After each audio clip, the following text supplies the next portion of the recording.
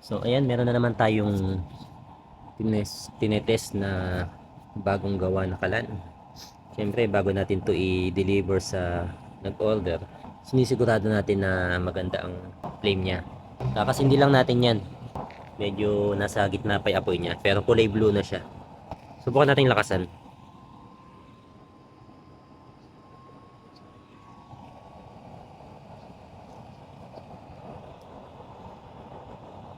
Pag hininaan natin to,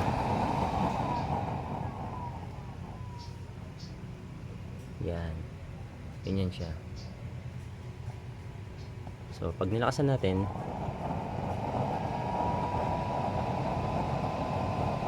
siyempre ganito yung blower natin para sa ating Spider Big Kalan.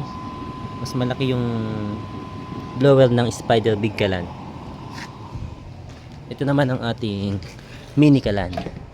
Yan, ganyan ang style niya. So itong isa detachable.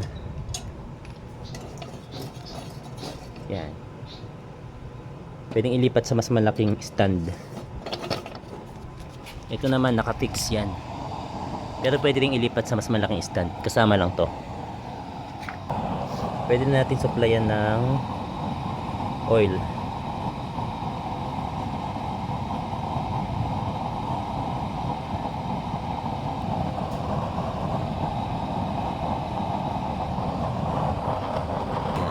Parang wala siyang apoy sa ibabaw, no?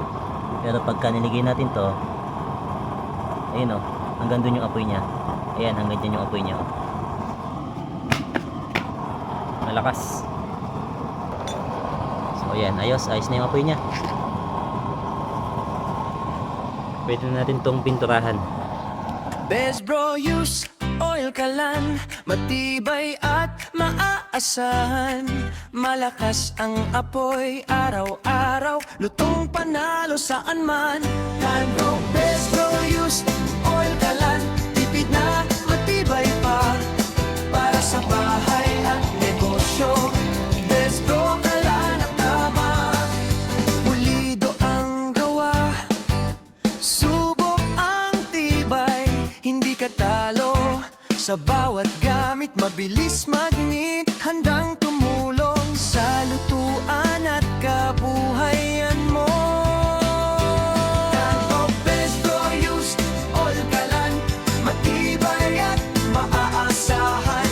Tipid sa gastos, panalo ka. Best Bro Kalan, piliin na. Best Bro Use Oil Kalan, matibay at maaasahan. Tipid sa gastos, panalo ka. Best Bro Kalan.